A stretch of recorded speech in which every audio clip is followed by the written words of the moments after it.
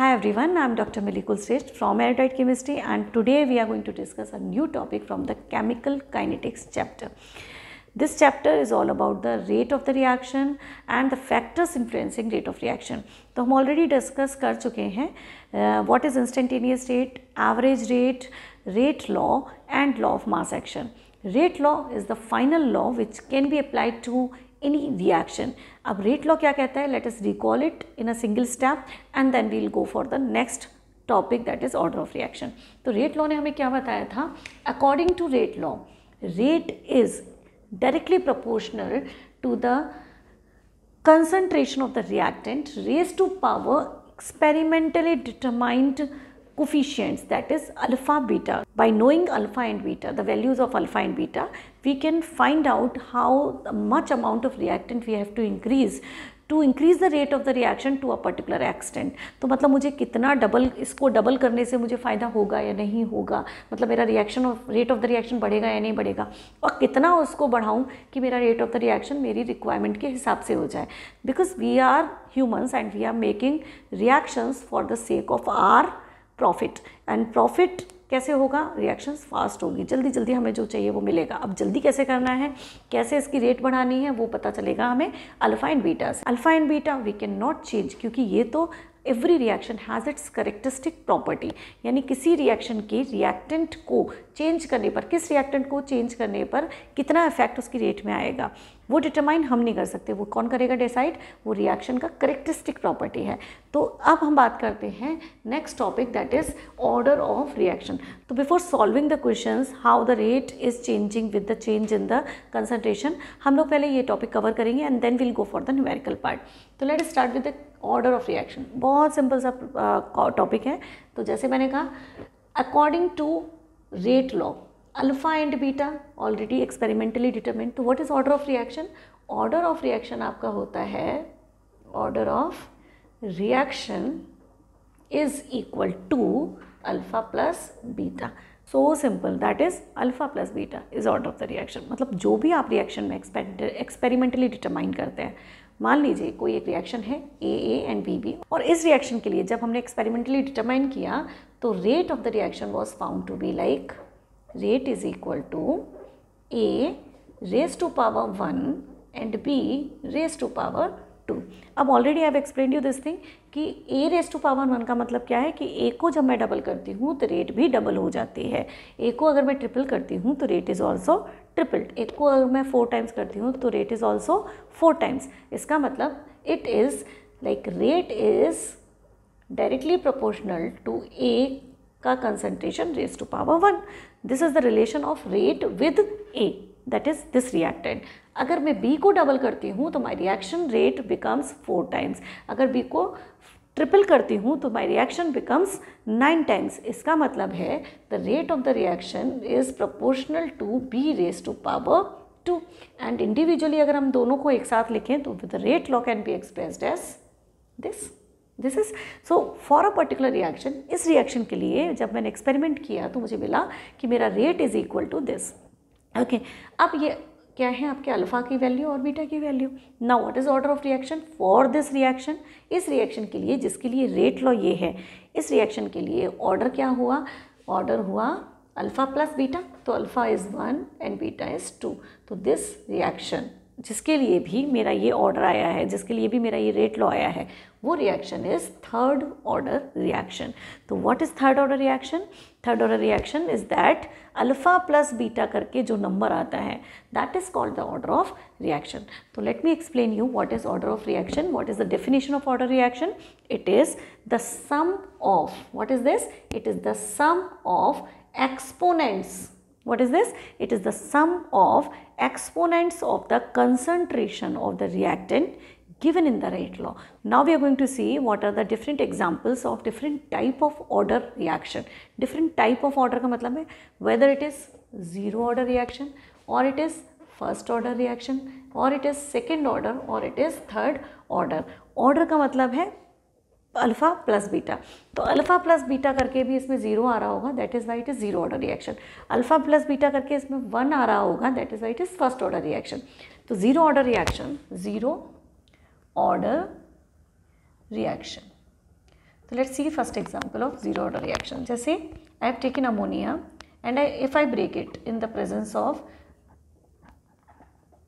Tungsten and molybdenum, these are the catalyst. तो molybdenum और tungsten की प्रेजेंस में if I break this ammonia, तो this reaction is found to be zero order. इसका मतलब क्या है कि rate log should be K change in concentration of ammonia raised to power 0.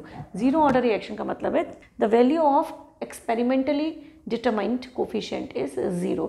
यानी इसका मतलब भी क्या हुआ, इसका मतलब ये हुआ कि अमोनिया की कंसंट्रेशन को कितना भी चेंज कीजिए, your reaction rate of the reaction is not going to be altered.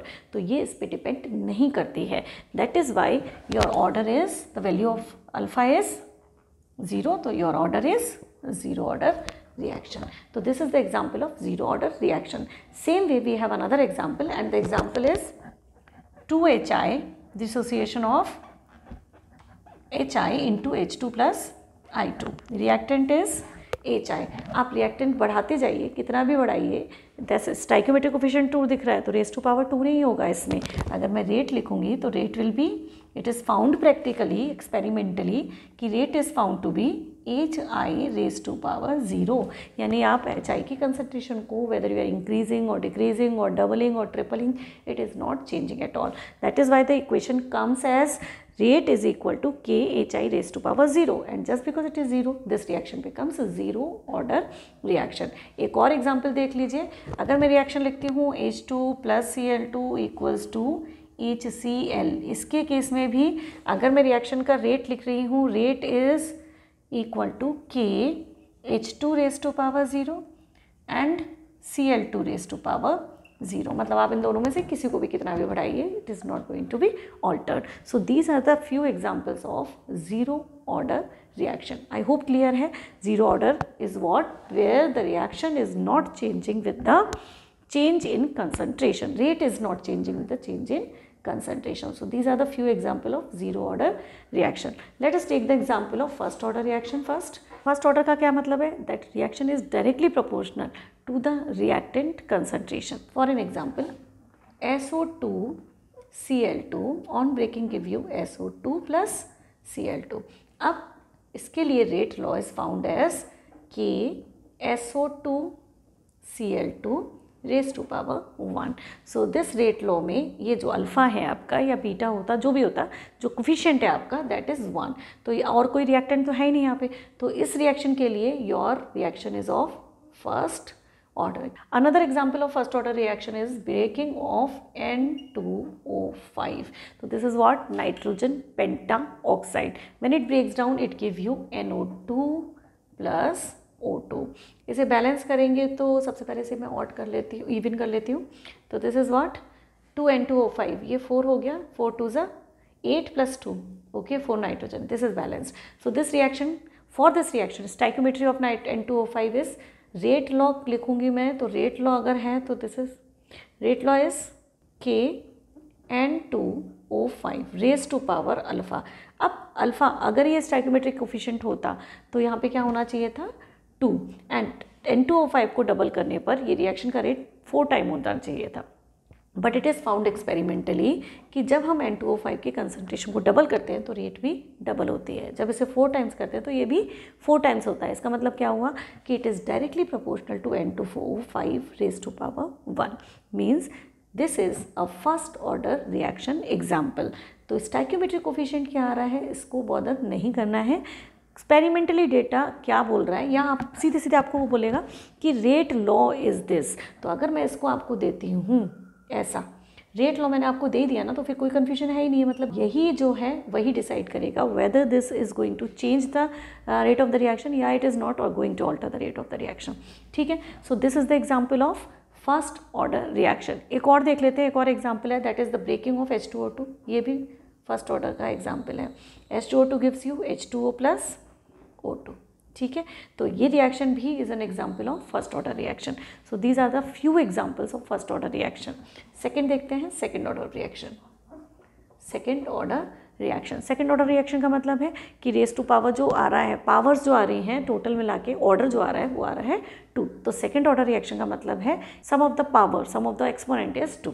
चलिए first example of this reaction is HI gives you H2 plus I2, यानी the breaking of HI into hydrogen and iodine is a second order reaction. Reaction balance कर दीजिए। Reaction balance करने पर stoichiometric coefficient 2 आ रहा है, तो rate is equal to K HI raise to power 2। हम क्या पढ़ रहे हैं? Second order. तो एक्सपेरिमेंटली इट वॉज फाउंड कि इसका डबल करने पर द रिएक्शन का rate was found to be 4 times. That is why this reaction we are learning in the category of second order reaction. As well, it is a stoichiometric coefficient is also 2, but it is a coincidence that you are getting the same stoichiometric coefficient. हम इससे influence नहीं हो सकते कि rate law and stoichiometric coefficient, rate law का coefficient and stoichiometric coefficient here in this case same. In some of the cases it may be or it may not be same. इस case में देखिए it is same, but in this case it is not same. तो may be or may not be, this will work. This reaction is a example of second order reaction. Same way एक reaction होती है called saponification. Saponification reaction जहाँ पे your ester breaks down in the presence of sodium hydroxide. Soap का preparation reaction, वो भी आपका second order reaction है.